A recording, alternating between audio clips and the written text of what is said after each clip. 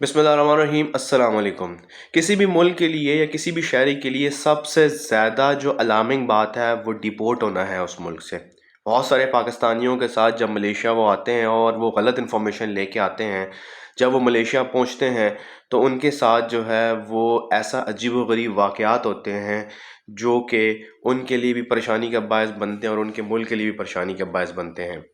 बहुत सारे पाकिस्तानी जब मलेशिया पहुंचते हैं तो उनके साथ विज़िट वीज़ा के ऊपर बहुत ज़्यादा स्कैम्स होते हैं और स्कैम्स होने के बाद उनको डिफरेंट तरीक़ों से जो उनके एजेंट्स हैं उनको मिसगाइड करते हैं और फिर अल्टीमेटली होता ये है कि वो मलेशिया से डिपोर्ट होकर जाते हैं तो उनके लिए भी परेशानी होती है, उनके पैसे भी ज़ाया होते हैं। ऐसा ही कुछ वाक़या पाकिस्तान में रिसेंटली हुआ है मलेशिया में पाकिस्तानियों के साथ, जिनको एयरपोर्ट के ऊपर बहुत सारे जो और ममालिक के भी लोग थे उनको डिपोर्ट किया गया है। देखें, आप एजेंट के साथ जब भी कम्युनिकेट करते हैं या एजेंट के साथ जब भी आप बारगेन करते हैं तो एजेंट आपको ये कहे कि यार हम आपको एक दफ़ा भेजेंगे, अगर आप वहाँ से आप ना निकल सकें या आप जो है इमिग्रेशन के सवालों के जवाब ना दे सकें या हमारी वहाँ पे सेटिंग हुई है तो फिर इसका मतलब ये है कि आपका जाना जो है वो डाउट में पड़ जाता है। बहुत सारे पाकिस्तानी जब मलेशियन एयरपोर्ट के ऊपर आते हैं तो पाकिस्तानी एयरपोर्ट के ऊपर तो वो निकल आते हैं, वो पाकिस्तानी शहरी हैं, उनके पास मलेशियन पासपोर्ट है या किसी भी मुल्क का पासपोर्ट है, तो वो वहाँ से उनकी जो रिक्वायरमेंट्स है छोटी सी वो तो पूरी करते हैं और उस मुल्क पहुँच जाते हैं जिस मुल्क का वीज़ा लेके वो आए होते हैं, जो कि हम बात कर रहे हैं मलेशिया की। तो मलेशियन एयरपोर्ट के ऊपर जब वो पहुंचते हैं तो हर एजेंट की डिफरेंट काउंटर वाले के साथ सेटिंग हुई होती है। अब होता ये है कि अगर आप वहाँ पे थोड़ा सा दिमाग से काम नहीं लेंगे और थोड़ा समझदारी नहीं दिखाएंगे तो फिर आपको परेशानी का सामना करना पड़ सकता है। ऐसा ही कुछ वाकया कुछ लोगों के साथ कुछ महीने पहले हुआ या अभी कुछ दिन पहले हुआ। आप ये कह लें कि जैसे ही उनको किसी एजेंट ने बता के भेजा, भाई पहली तो बात यह है कि अगर आप वैलिड वीज़ा के ऊपर आ रहे हैं तो आपको इस किस्म की परेशानी करने की ज़रूरत ही नहीं है। बहुत सारे लोग जो घबरा जाते हैं वो इमिग्रेशन के उन सवालों से घबरा जाते हैं जो कि इमिग्रेशन आपसे नहीं बल्कि हर उस इमिग्रेंट से पूछती है जो उनके मुल्क में दाखिल होता है कि आप क्यों आ रहे हैं, आप कितने अरसे के लिए आ रहे हैं, कहाँ पे आप ठहरेंगे, कितने पैसे हैं आपके पास, आप शो मनी कितनी कर रहे हैं, आपकी किस होटल में बुकिंग है, आपने किस शहर में कितने दिन रहना है और आपने वापस कब जाना है और आपके पास वापसी का टिकट कितना है। ये कुछ चंद एक सवाल हैं जो कि हर इमिग्रेशन वाले से पूछा जाता है, हर इमिग्रेशन वाला ये पूछता है। तो आप जब भी आते हैं मलेशिया तो इन सवालों के जवाब को इतने मुश्किल नहीं है कि जो आपको एजेंट जो है ये कह के भेजता है जी हमारी सेटिंग हुई है वहाँ पे और आप जो हैं वो वहाँ पे उसी बंदे के पास जाएं। अब वहाँ पे हो सकता है वो बंदा आपको ना मिले या आपकी वहाँ पे पहचान ना हो सके कि या आप उस बंदे को ना पहचान सको कि आप जो है जब वहाँ पे पहुँचो तो आपके लिए मसला हो जाए। तो बहुत सारे पाकिस्तानियों के साथ इस तरह के मसले हो चुके हैं और ऐसा ही मसला जो है वो कुछ बहुत करीबी लोगों के साथ भी हुआ है और फिर वो बाद में पछताते हैं। फिर उनको एजेंट ये कहते हैं जी कि आप हमें 2 लाख रुपए देते हैं, हम आपको दोबारा भेजेंगे।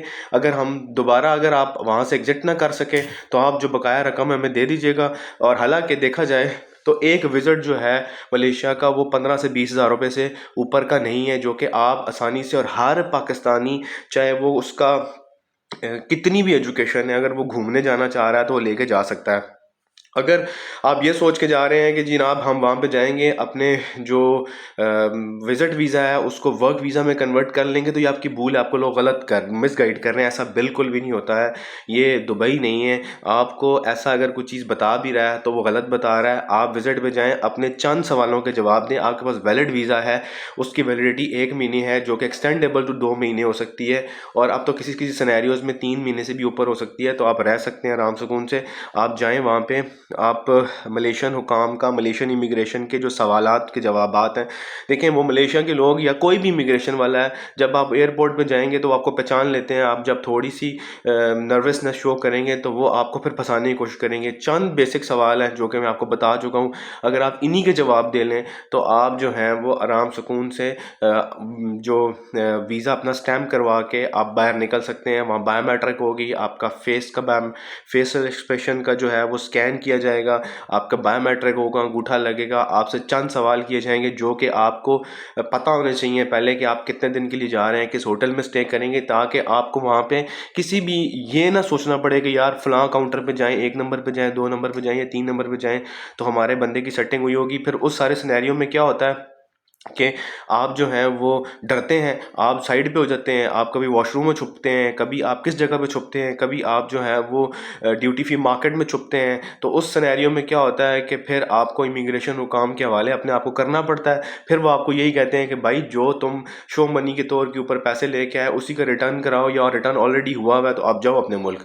अच्छा, ऐसा सिनेरियो जो होता है वो वर्क वीज़ा के ऊपर भी होता है। लोग समटाइम क्या करते हैं कि वर्क वीज़ा के ऊपर या वीज़ा एक लेके चले जाते हैं, फिर वहाँ पे जाके जनाब उन अपनी कहते हैं जी हमारे एजेंट की सेटिंग है, एजेंट जो है वो उनको गलत गाइड करता है। एजेंट गलत गाइड करने की वजह से क्या होता है, वो बेचारा जो अपना 2 लाख रुपए या 3 लाख रुपए लगा के चला जाता है, और वहाँ पे जब वो पहुँचता है, अगर वो खुशकिस्मती से निकल जाए तो वो कहता है जी अगले ऊपर वाले पैसे जो 3 लाख है 2 लाख है वो मुझे बाद में दे देना, और जो ना निकले तो तुम वापस आओगे, हम तुम्हें दोबारा भेजेंगे, दोबारा तुम्हारी ट्राई करेंगे। देखें, इमिग्रेशन के काम के लोग इतने बच्चे नहीं हैं, इमिग्रेशन के हुकाम के लोग इतने सादे नहीं हैं। पिछले कुछ दिन पहले भी कुछ लोगों की इमिग्रेशन के हुकाम को पकड़ा गया है, उनके ऊपर इंक्वायरी बैठी है, उनको भी अपनी नौकरी के लाले पड़े हुए थे।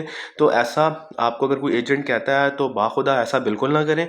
आप जो हैं वो अपने जो है पैसों को मत ज़ाया करें, प्रॉपर तरीके से जाएं, उनके सवालों के जवाब दें। उनके सवालों के जवाब कोई आपके इंटरव्यू वाले नहीं है कि जो आपसे बहुत मुश्किल सवाल पूछे जाएंगे, बेसिक सवाल हैं जो आपसे पूछे जाएंगे, जो कि मैं अपनी पिछली वीडियोस में काफ़ी हद तक डिस्कस भी कर चुका हूं। आपको अभी भी बता दिया क्या है वो सवाल पूछ सकते हैं, आप उन सवालों के जवाब दें और चुप करके जाएँ, इंजॉय करें। जितने दिन भी आप रहते हैं, हफ्ता रहते हैं, 10 दिन रहते हैं, जितना आपके पास पैसे हैं, इंजॉय करके वापस आ जाएँ।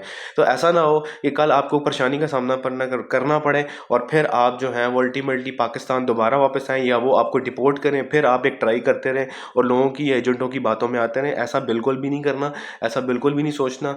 बिल्कुल एक नंबर तरीके से जाना है। सवालों के जवाब आपके माइंड में पहले से होने चाहिए। आपने कहाँ पे ठहरना है, किसके पास ठहरना है, कितने दिन ठहरना है, कितने दिन में वापसी करनी है, सारी चीज़ें आपको पता होनी चाहिए ताकि कल आपको मसला ना हो। देखें, अगर आप लेट्स सपोज आपका एजेंट नहीं आता, और बहुत सारे लोगों के साथ ऐसा हुआ है कि एजेंट के साथ राब्ता टूट गया, एजेंट ने तो अपने पैसे ले लिए, अब आप जाएं भाड़ में। तो एजेंट ने तो अपने पैसे ले लिए आपसे, एजेंट के साथ राब्ता टूट गया, एजेंट को आपसे कोई कंसर्न नहीं है एजेंट आता है या नहीं आता है। तो उसमें ये होता है कि अल्टीमेटली आपको फिर जो है वो कहीं से जब आप छुपे भी होते हैं एयरपोर्ट के ऊपर, आपको इमिग्रेशन के सामने जाना पड़ता है। फिर इमिग्रेशन आपको क्या करेगी, जेल में डालेगी और आपको कहेगी भाई अपना जो टिकट है वो अगर हुआ हुआ है तो ठीक है, नहीं हुआ हुआ तो कराओ जो शो मनी है और वापस जाओ चुप करके अपने मुल्क। तो ये परेशानी जो है वो देखने से बेहतर है कि आप एक नंबर तरीके से जाएं, प्रॉपर तरीके से जाएं, सवालों के जवाब सोच के जाएं, वहाँ पे कंफ्यूज होने की ज़रूरत नहीं है, ताकि इमिग्रेशन हुकाम जो है आप उनको प्रॉपर सेटिस्फाई कर सकें। उनके मुल्क में जाएं, घूमें फिरें, इंजॉय करें, दोस्तों के साथ मिले जुलें और वापस आ जाएं। और अगर आप ये सोच के जा रहे हैं कि हम वर्क वीज़ा में कन्वर्ट कर लेंगे, ऐसा बिल्कुल भी नहीं है। आपको कॉलिंग वीज़ा यहाँ से लेके जाना पड़ेगा। कॉलिंग वीज़ा अगर आपके पास है तो आप फिर जा सकते हैं, नहीं है तो आप ये मत सोच के जाएं कि हम विजिट पे जाएंगे और कॉलिंग वीज़ा कन्वर्ट कर लेंगे। ऐसा होने के चांसेस नामुमकिन हैं।